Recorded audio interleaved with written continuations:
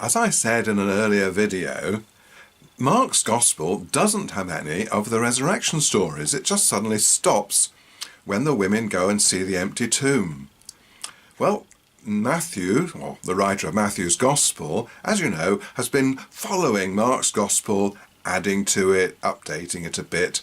And he seems to have ground to a halt when he comes to the end of Mark. What shall I do now? He doesn't know, because he has hardly any resurrection stories. He has 5 verses about the resurrection. So let me just read a little bit of them to you. Now the 11 disciples went to Galilee. Do you remember that Jesus told them to go to Galilee, or told the women to tell them? To which Jesus had directed them. When they saw him, they worshipped him. Okay, so the 11 disciples saw Jesus, and it doesn't stop there. It has an extra little bit.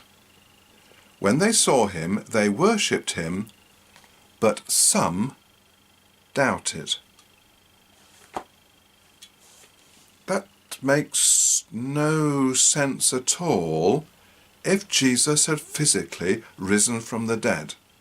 You've got 11 disciples, and if Jesus was there physically, there could be no room for doubt. All of them would see him. But some doubted. The only conclusion I can come to is that two conclusions. Either the whole story is made up, or there was a subjective experience that some of the disciples had, that they felt the presence of Jesus, but some didn't. But the conclusion I can't come to is that Jesus was physically risen from the dead. Wow.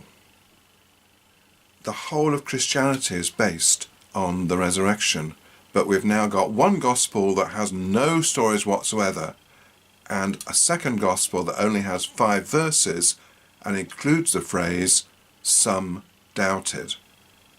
Well, I doubt it too, don't you?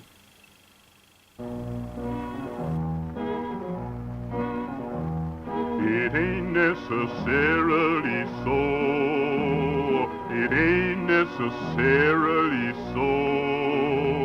The things that you're liable to read in the Bible, it ain't necessarily